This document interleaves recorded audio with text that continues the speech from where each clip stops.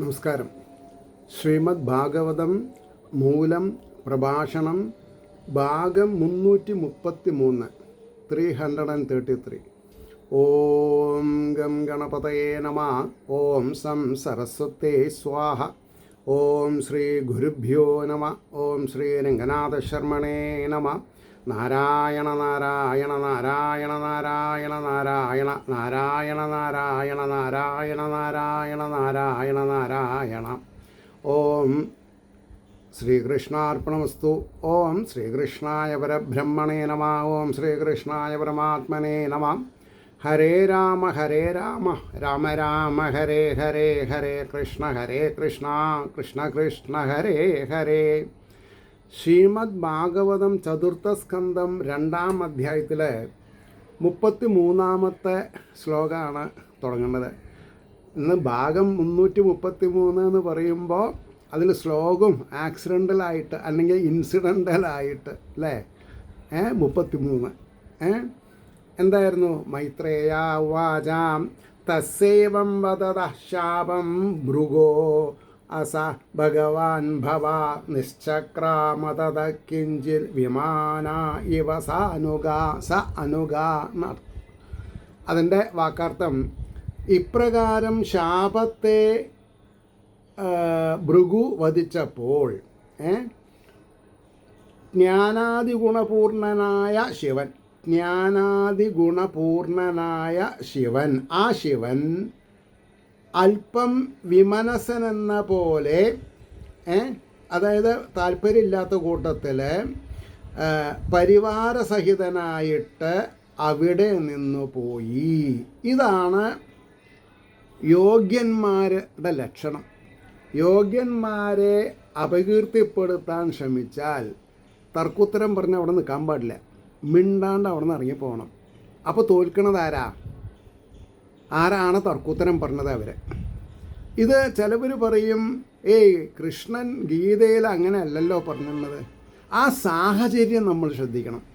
കൃഷ്ണൻ ആയുധം എടുക്കാൻ അർജുനനെ പ്രോത്സാഹിപ്പിച്ചത് എൻ്റെ സാഹചര്യം. കാലാകാലമായിട്ട് ധൃതരാഷ്ട്ര ദുര്യോധനൻ്റെ സന്തോഷത്തിന് വേണ്ടി പാണ്ഡവന്മാരെ വിഷമപ്പെടുത്തുകയായിരുന്നു. അപ്പോൾ ഈ സാഹചര്യങ്ങൾ നമ്മൾ ശ്രദ്ധിക്കാണ്ട് പോകരുത്. ഒരേ ഇക്വേഷൻ എല്ലായിടത്തും പറ്റില്ല. ഒരു മുതിർന്ന ഒരാളോട് സംസാരിക്കുന്ന കൂട്ടത്തിലാണോ ഒരു കുട്ടിയോട്, ഒരു 5 വയസ്സായ ഒരു കുട്ടിയോട് സംസാരിക്കുന്നത്? 5 വയസ്സായ കുട്ടിയോട് സംസാരിക്കുന്ന കൂട്ടത്തിലാണോ 6 മാസം പ്രായമായിട്ടുള്ളൊരു കുട്ടിയോട് സംസാരിക്കുക? അല്ല. ഈ വ്യത്യാസം നമ്മൾ അറിയണം. ഇനി അതിൻ്റെ ഭാവാർത്ഥം ശ്രദ്ധിച്ചോളൂ. ഇപ്രകാരം ഭൃഗു മഹർഷി ശാപവാക്കുകളെ പറഞ്ഞ ഉടനെ ജ്ഞാനാദികളായ 6 ഗുണങ്ങളും തികഞ്ഞിരിക്കുന്ന ശ്രീ ശിവൻ മനസ്സിന് അല്പം സുഖമില്ലാത്തവനെന്ന ഭാവത്തിൽ, അദ്ദേഹത്തിന് മൗഢ്യമില്ല. ശിവൻ എന്ന് പറഞ്ഞാൽ തന്നെ മംഗളസ്വരൂപന, മൗഢ്യം നടിക്കുകയാണ്. പറഞ്ഞോ? അപ്പോൾ അവിടെ നിന്ന് പരിവാരത്തോടുകൂടെ പോയി. നിത്യാനന്ദ സ്വരൂപനായ ശിവന് മനസ്സങ്കോചം വാസ്തവത്തിൽ ഇല്ലെന്ന് കാണിപ്പാനാണ് ഭാവം എന്നുള്ളൊരർത്ഥം പറയാം എന്ന് പറഞ്ഞത്. അപ്പോൾ വിമാന യുവ എന്ന് പറഞ്ഞിട്ടുണ്ടെങ്കിൽ അതിന് മനസ്സുഖമില്ലാത്ത വിധത്തിൽ എന്ന് ഉപയോഗിച്ചിരിക്കുന്നത്. അപ്പോൾ ഈ സംസ്കൃതത്തിലെ വാക്കുകളുടെ കാഠിന്യം എപ്പോഴും ഒരേ മാതിരി ആയിരിക്കില്ല. അപ്പോൾ പറഞ്ഞു, ജീവാന്മാരുടെ നാനാവിധ വാസനകളെ അനുസരിച്ചുള്ള ആരാധനാക്രമങ്ങളും ലോകത്തിൽ ആവശ്യമാകയാൽ തന്ത്രങ്ങളെ വെളിപ്പെടുത്തിയിരിക്കുന്ന ശ്രീ ശിവന് ഭൃഗുവചനം വാസ്തവത്തിൽ സംബന്ധം തന്നെ. ജീവന്മാരുടെ ഉച്ചനീചഗതികൾക്കുള്ള മാർഗങ്ങളെല്ലാം ഈശ്വരൻ ഇഷ്ടമായിരിക്കുന്നതാകയാൽ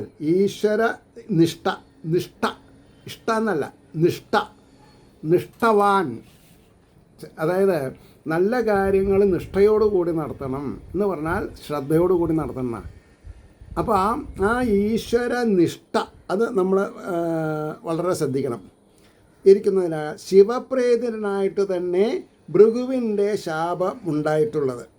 അതായത് നല്ലത് നായയ്ക്ക് നന്നല്ല എന്നൊരു ചൊല്ലുണ്ട്.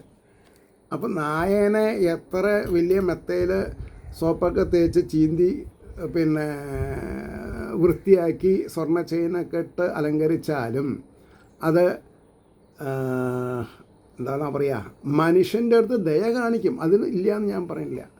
പക്ഷേ അത് അങ്ങനെ സുഹൃത്തുള്ള നായ്ക്കൾ വളരെ കമ്മിയല്ലേ, ഇനി അതും പറയാറുണ്ട്. അപ്പോൾ വളർത്തുനായാണെങ്കിലും അറിയാണ്ട് നമ്മളെ കപ്പിയാൽ നമുക്ക് ഇഞ്ചക്ഷൻ എടുക്കണം എന്നുള്ളത് ഉറപ്പാണ്. ഇനി മനുഷ്യൻ പെറ്റുകളെ വളർത്താൻ പാടില്ല. യുദ്ധതന്ത്രത്തിൽ നമ്മൾക്ക് നായയെ വളർത്താം, വേണ്ടെന്ന് ഞാൻ പറയുന്നില്ല. ഇപ്പോൾ ചിലവർ ഏകാന്തതയിൽ വസിക്കുന്ന കപ്പിൾസ് അല്ലെങ്കിൽ ഒറ്റയ്ക്ക് താമസിക്കുന്ന സ്ത്രീകളെ നായകളെ വളർത്തും. പക്ഷേ കള്ളന്മാരെ ഉദ്ദേശിച്ചിട്ടാണെങ്കിൽ നടക്കില്ല. അവരെ മയക്കുമരുന്ന് ബിസ്ക്കറ്റിലിട്ട് കൊടുക്കും. അവനത് പിന്നെ സ്മെല്ല് ചെയ്താൽ ബോധം കെട്ടു വീണു. പറഞ്ഞു വരണേൻ്റെ ഇപ്പോൾ കണ്ണൂർ മുത്തപ്പൻ്റെ അമ്പലത്തിൽ നായക്ക് നിവേദ്യം കൊടുക്കാറുണ്ട്. അത് വിചാരിച്ചാൽ എല്ലാ അമ്പലത്തിലും പറ്റുമോ? പറ്റില്ല. ഭൂതദയേനെ കാണിക്കാൻ വേണ്ടി ചില കാര്യങ്ങളൊക്കെ ഇങ്ങനെ ഉണ്ടെന്നല്ലാണ്ട് മനുഷ്യനായിരുന്നെങ്കിൽ പെറ്റുകളെ വളർത്താൻ പാടില്ല. കാരണം എന്താ, ഈശ്വരീയത നിലനിർത്താൻ പറ്റില്ല. അതാണ് അല്ല ഒരു നായ ഉണ്ടെങ്കിൽ തന്നെ അല്ലേ വളരെ മോശമായിട്ടാണ് ആൾക്കാരെ ഉപയോഗിക്കുന്നത്. എന്തോ ആവട്ടെ, അതിലേക്ക് അധികം പോണ്ട. അപ്പോൾ ജീവാനുഗ്രഹ തൽപരനായ ഭഗവാൻ എല്ലാറ്റിനും ഉദാസീനനുമാകയാൽ സ്വസങ്കല്പം സിദ്ധമായതിനാൽ ഉദാസീന ഭാവത്തിൽ സദസ്സിൽ നിന്ന് പോവുകയും ചെയ്തു എന്ന് സാരം. ഈ ഉദാസീന ഭാവം എന്ന് പറഞ്ഞാൽ എന്താ? ആർക്കും ഫോറും അല്ല എഗെയിൻസ്റ്റും അല്ല, സാക്ഷിയായിട്ടിരിക്കാന്ന് അർത്ഥം. ആ സംസ്കൃതത്തിൽ ഉദാസീനത എന്നുള്ളത് പറഞ്ഞ വിഷയം. ഇനി ഈ രണ്ടാമത്തെ അധ്യായത്തിൽ 2 ശ്ലോകമുള്ളൂ, 34 35. അതൊന്നായിട്ട് പോകും. തേ വിശ്വസൃജ സത്രം സഹസ്രപരിവത്സരാൻ, 1000 സംവത്സരങ്ങൾ നീളുന്ന ഒരു സത്രം. സംവിധായ മഹേശ്വാസായത്രേജ്യ ഋഷഭോ ഹരി. അവിടെ ഹരിയും അതായത് നാരായണനും ഭഗവാനും പരമശിവനും വന്നില്ല എന്നാണ് പറഞ്ഞത്. ആപ്ലുത്യാവഭൃതം യത്ര ഗംഗാ യമുനയാന്യുത വിരജേന ആത്മനാ സർവേ സ്വം ധാമയുൽസ്തദാ. അപ്പോൾ അതിൻ്റെ വാക്കാർത്ഥം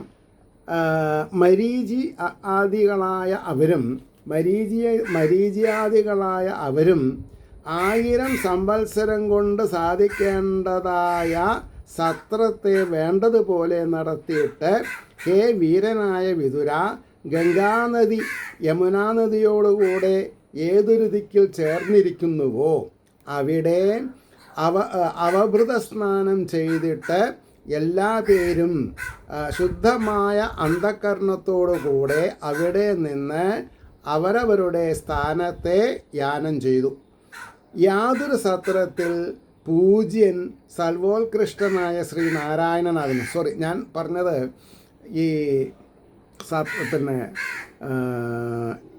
ദക്ഷ പ്രജാപതിയുടെ സത്രത്തിൽ ശിവനെ ബഹുമാനിക്കാത്ത അവസ്ഥയിൽ ഒരു യുദ്ധം ഉണ്ടാവും എന്നുള്ളത് ആർക്കറിയാം?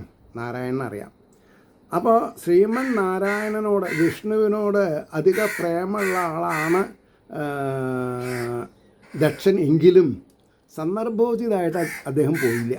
അത് മനസ്സിൽ വെച്ചിട്ടാണ് ഞാൻ പറഞ്ഞത് കേട്ടോ. അപ്പോൾ ഇവിടെ എന്താ ഉണ്ടായത്? നാരായണനും ഹരിയും യജ്ഞത്തിൽ പങ്കെടുത്തിരുന്നു. അവഭൃത സ്നാനം കഴിഞ്ഞതിന് ശേഷം അവരവരുടെ വീടുകളിലേക്ക്, ഭവനത്തിലേക്ക് പോയി എന്ന് പറഞ്ഞു. ഇനി അതിൻ്റെ ഒരു ഭാവാർത്ഥം, ഹേ വീരനായ വിതുര. എന്തിനാണ് വിതുരരെ വീരൻ എന്ന് പറഞ്ഞത്?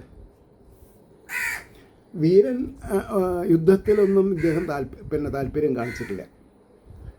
അതായത് ഇദ്ദേഹം ധൃതരാഷ്ട്ര മഹാരാജാവിൻ്റെ അനിയനാണ്. പക്ഷേ 100 വേണ്ടി, കൗരവർക്ക് വേണ്ടി രാജ്യം ഭരിക്കുമ്പോൾ ധൃതരാഷ്ട്ര ഇദ്ദേഹം മന്ത്രിയായിരുന്നു. അങ്ങനെ കുറേ കാലം കഴിഞ്ഞ് ദുര്യോധനൻ്റെ മുഷ്ക് സഹിക്കാൻ വയ്യാതെ ഉണ്ടായപ്പോൾ മന്ത്രിപദം രാജിവെച്ച് പുറത്തിറങ്ങിയ ആളാണ്. അപ്പോൾ ഒരു പദവിയല്ല, ഒരു ശ്രേഷ്ഠമായ പദവി വേണ്ടാന്ന് പറയണമെന്നുണ്ടെങ്കിൽ വീരത്വം വേണം. അപ്പം ഞാനൊരു വീരനാ. അതെങ്ങനെയാണെന്ന് ചോദിച്ചാൽ, എൻ്റെ ഇപ്പോഴത്തെ ആരോഗ്യത്തിന് ഒരു മാസത്തിൽ 2 സപ്താഹമൊക്കെ ചെയ്യാനുള്ള വീര്യം എനിക്കുണ്ട്. ഞാനത് കൊറോണയ്ക്ക് ശേഷം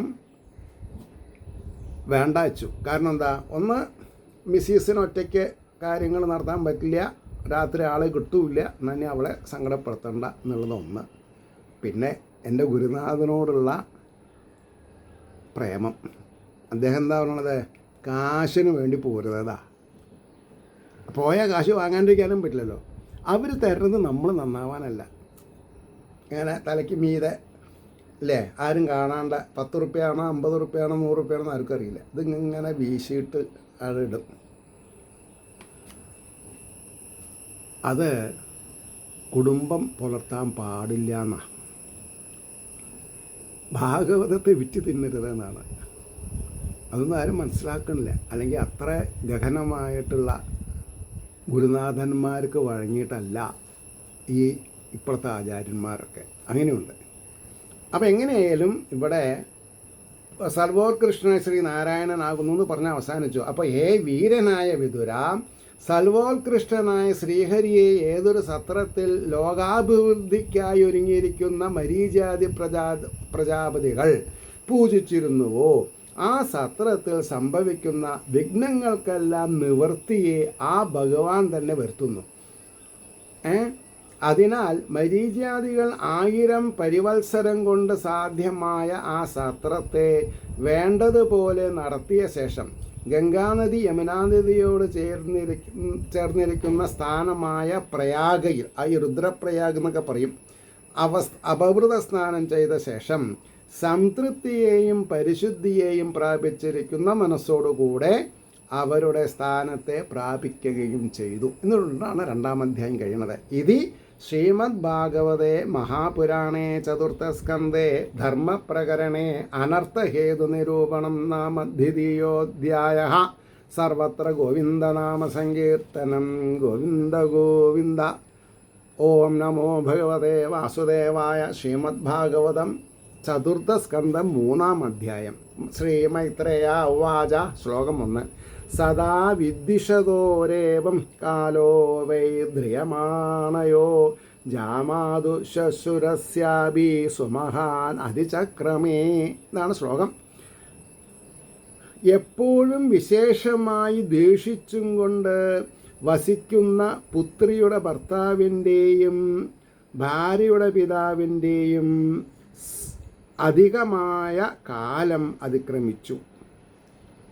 മനസ്സിലായിട്ടുണ്ടാവില്ല മുഴുവൻ.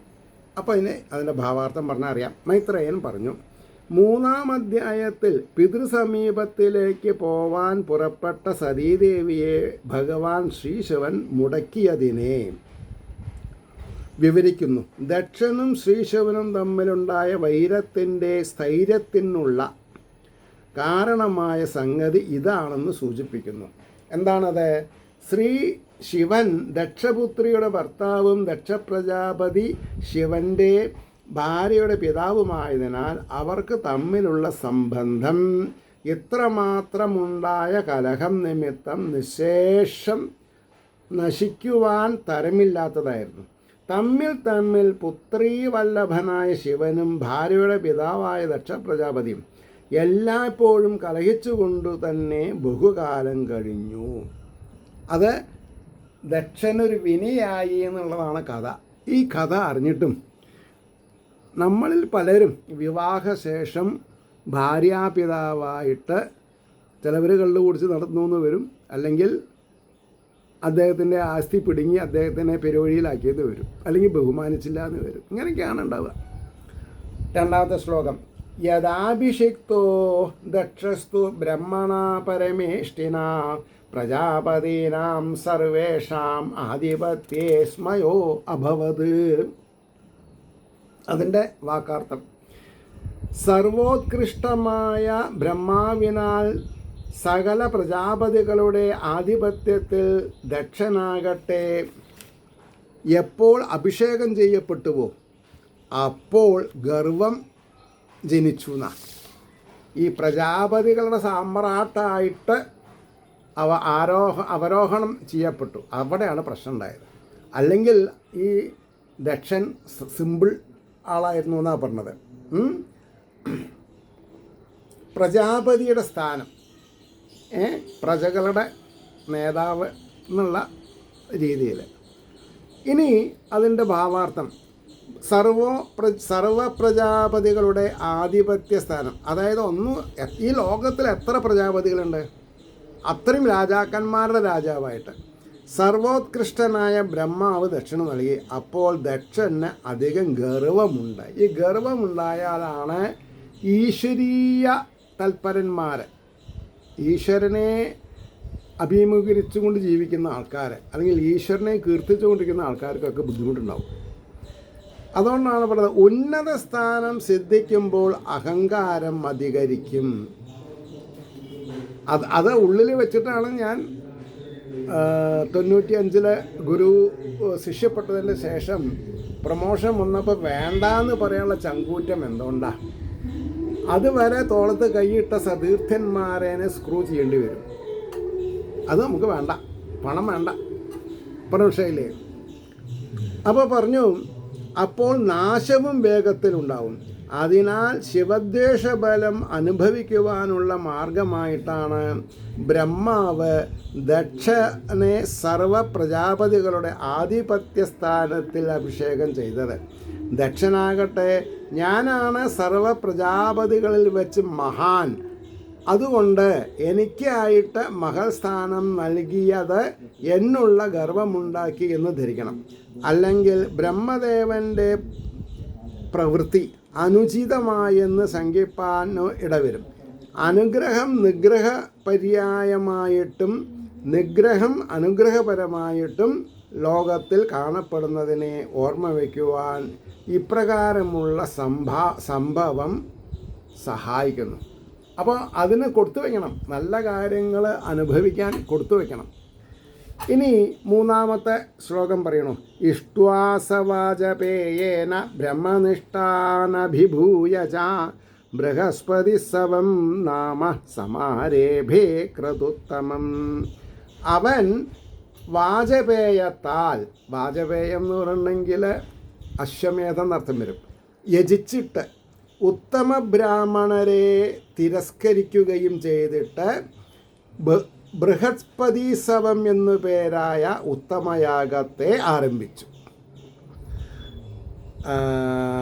എന്നിട്ടോ അതിൻ്റെ രണ്ട് പാരഗ്രാഫിലായിട്ട് അതിൻ്റെ അർത്ഥം വരുന്നത്, മഹാപദവി സിദ്ധിച്ചപ്പോഴുണ്ടായ കർമ്മം എന്തായിരുന്നു, അതിൻ്റെ ഫലം ഏതുവിധം കലാശിച്ചുവെന്ന് കാണിക്കുന്നു.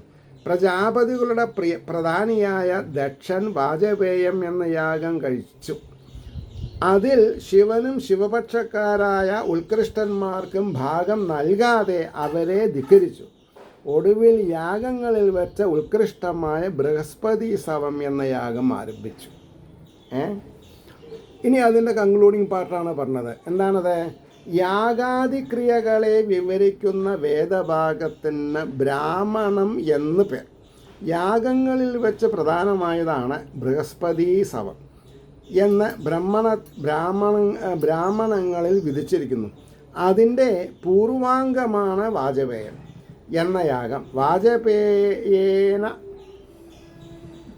വാജപേയേന ഇഷ്ട്വാ ബൃഹസ്പതിവേനയജേത എന്ന ബ്രാഹ്മണവാക്യം വാജപേയം ചെയ്ത ശേഷമേ ബൃഹസ്പതി സവം ചെയ്തുകൂടെ എന്ന് ബോധിപ്പിക്കുന്നു എന്ന് പറഞ്ഞ് മനസ്സിലാക്കുകയാണ് ചെയ്യുന്നത്. പറഞ്ഞ മനസ്സിലായില്ലേ? ഒരു ശ്ലോകം കൂടിയും പറയാം. 4 തസ്മിൻ ബ്രഹ്മർഷയ സർവേ ദേവർഷി പിതൃദേവതാ ആസൻ കൃതസ്വസ്ത്യയനാ തൽപത്ന്യശ്ച സ ഭർതൃകാ. ഇതാണ് ശ്ലോകം. അതിന് വാക്കാർത്ഥം പറയാം. അതിൽ ബ്രഹ്മർഷികളും ദേവർഷികൾ, പിതൃക്കൾ, ദേവതകൾ, ഭർത്താക്കന്മാരോടുകൂടിയ അവരുടെ പത്നികളും സർവരും സൽക്കരിക്കപ്പെട്ടവരായിട്ട് ഭവിച്ചു എന്നാണ് പറഞ്ഞത്. അതിൻ്റെ ഭാവാർത്ഥം ദക്ഷ പ്രജാപതി നടത്തിയ ബൃഹസ്പതി സ്തവത്തിലുണ്ടായ മഹോത്സവത്തെ വിവരിക്കുന്നു. വസിഷ്ഠാദികളായ ബ്രഹ്മർഷികൾ, സനൽകുമാരന്മാരാദികളായ ദേവന്മാർ എന്നിവരെല്ലാം ഭാര്യാസഹിതന്മാരായി വരുത്തി സൽക്കാരം ചെയ്തു. സനൽകുമാരാദികൾ നൈഷ്ഠിക ബ്രഹ്മചാരികളാകുന്നുവെന്ന് ഓർമ്മ വേണം. അങ്ങനെയാണ് പറഞ്ഞത്. അവിടെ നിർത്താം. ഏവർക്കും ശ്രീഹരിയുടെ അനുഗ്രഹാശിസ്സുകൾ ധാരാളം ഉണ്ടാവട്ടെ എന്നും ഏവർക്കും ലോകാസമസ്ത സുഖിനോ ഭവന്തു ആയിരിക്കട്ടെ നമ്മുടെ ഓരോരുത്തരുടെയും സങ്കല്പം എന്ന് മനസ്സിലാക്കിക്കൊണ്ട് അല്ലെങ്കിൽ സ്മരിച്ചുകൊണ്ട് വാക്കുകൾ ഉപസംഹരിക്കുന്നു. നമസ്കാരം. നാളെ കാണാം.